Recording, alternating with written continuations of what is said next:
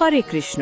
শুভ একাদশী বার্তা আসছে ২৯শে জানুয়ারি ২০২৬ বৃহস্পতিবার। ভৈমী বা জয়া একাদশীর উপবাস।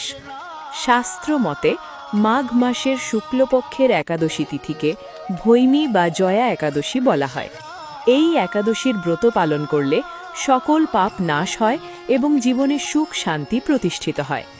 পদ্মপুরাণ ও ভবিষ্যত্তর পুরাণে বলা হয়েছে, এই একাদশী পালন করলে মানুষ প্রেতযোনি, ভূত পিশাচ প্রভৃতি দুঃখজনক জন্ম থেকে মুক্তি লাভ করে, এমনকি গুরুতর পাপও এই ব্রতের ফলে ক্ষয় হয়। এই দিনে ভগবান শ্রীহরির উপাসনা, নাম সংকীর্তন, গীতা পাঠ ও উপবাসের বিশেষ ফল রয়েছে।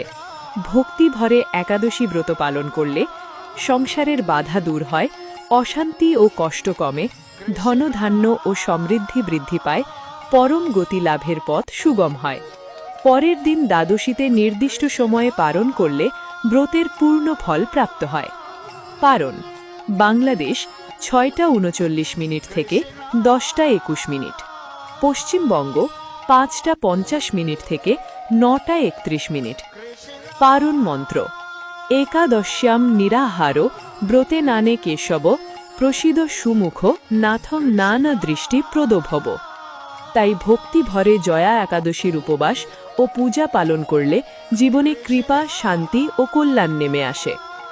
ধর্মীয় সকল একাদশী ব্রত আপডেট পেতে পেজটি ফলো ও সাবস্ক্রাইব করুন।